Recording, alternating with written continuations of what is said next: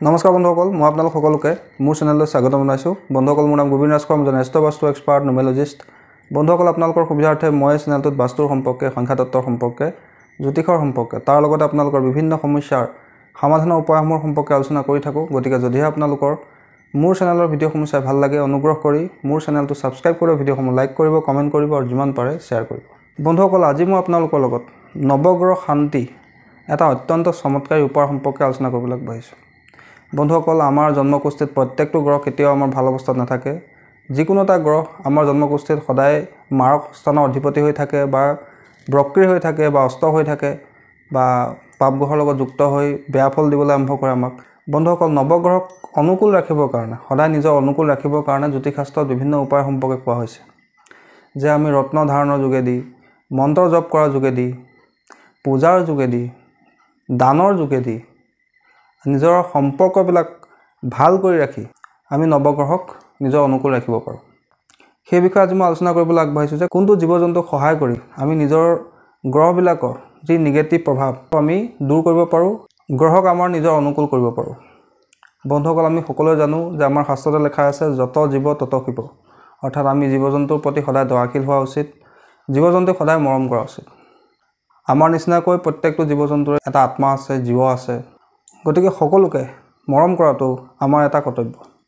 বন্ধুসকল, এতিয়া কথা হ'ল যে কোনকেইটা জীৱক আমি সেৱা কৰি আমি নৱগ্ৰহক নিজৰ অনুকূল ৰাখিব পাৰোঁ। বন্ধুসকল, জ্যোতিষশাস্ত্ৰত কোৱা হৈছে যে গাঁতত থকা জীৱ, চৰাই, পানীত থকা জীৱ আৰু সৰীসৃপ, গৰু আৰু কুকুৰক সেৱা কৰি আমি নৱগ্ৰহক সন্তুষ্ট ৰাখিব পাৰোঁ। বন্ধুসকল, এতিয়া কথা হ'ল যে আমি কোন গ্ৰহৰ কাৰণে কি জীৱ জন্তুক সেৱা কৰিব পাৰোঁ, যাৰ জৰিয়তে আমি সেই গ্ৰহৰ অনুকূল প্ৰভাৱ লাভ কৰিব পাৰোঁ। প্ৰথম সেৱা কৰিব লাগে আমি গাই গৰুক। গাই গৰুত 33 কোটি দেৱী দেৱতাৰ বসবাস আছে বুলি কোৱা হৈছে। গাই গৰুক আমি যদি সদায় কিবা নহয় কিবা এটা খুৱাওঁ, তেন্তে আমাৰ নৱগ্ৰহ সদায় অনুকূল হৈ থাকে বুলি কোৱা হৈছে। বন্ধুসকল, তাৰপিছত জীৱ হৈছে পানীত থকা জীৱ, যেনে মাছ। মাছক যদি আমি সদায় কিবা নহয় কিবা এটা খুৱাওঁ, তেন্তে তাৰ জৰিয়তে আমাৰ ৰাহু আৰু শনিৰ এই দুটা গ্ৰহৰ শান্তি হয় বুলি কোৱা হৈছে। যদি আমি সদায় মাছক দানা দিওঁ, তেন্তে ৰাহু আৰু শনি কৃপা দৃষ্টি লাভ হয় বুলি কোৱা হৈছে। বন্ধুসকল, তাৰপিছত যদি আমি পৰুৱাৰ সেৱা কৰোঁ, অৰ্থাৎ কলা পৰুৱাক সদায় আমি কিবা নহয় কিবা এটা খুৱাওঁ, যদি আমি কলা পৰুৱাক কিবা খাবলৈ দিওঁ, তেন্তে শনি, ৰাহু, কেতু এই তিনি গ্ৰহৰ শান্তি হয়, তিনি গ্ৰহ আমাৰ অনুকূল হয়। ঠিক তেনেকৈ ৰঙা পৰুৱাক কিবা নহয় কিবা এটা খাবলৈ দিওঁ, তেন্তে মংগল আৰু সূৰ্যৰ শান্তি হয় বুলি কোৱা হৈছে। তাৰোপৰি যদি আমি বলদ গৰুক বা মহক কিবা নহয় কিবা এটা খুৱাওঁ, তেন্তে ৰাহু আৰু শনিৰ অনুকূল প্ৰভাৱ লাভ হয় বুলি কোৱা হৈছে।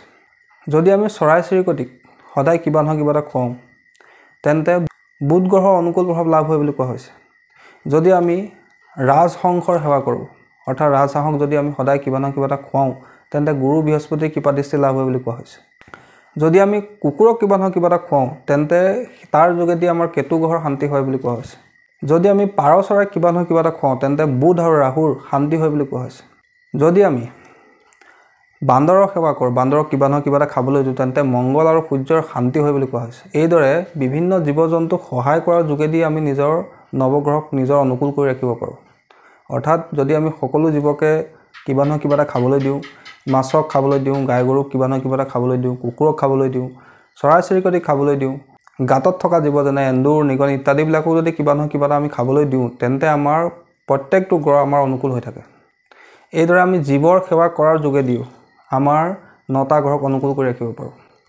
বন্ধুসকল, তাৰোপৰি আৰু এটা কথা জ্যোতিষশাস্ত্ৰত কোৱা হৈছে যে কলা বস্তুক যদি আমি খুৱাওঁ, যেনেকৈ কাউৰী হওক, কলা কুকুৰ হওক, কলি গাই গৰু হওক ইত্যাদিবিলাকক যদি আমি খুৱাওঁ, তেন্তে ৰাহু, কেতু, শনি অৰ্থাৎ তিনিটা পাপ গ্ৰহৰ অনুকূল প্ৰভাৱ লাভ হয় বুলি কোৱা হৈছে। বন্ধুসকল, এইদৰে আমি নিজৰ জীৱনত গ্ৰহৰ অনুকূল প্ৰভাৱ লাভ কৰিব পাৰোঁ।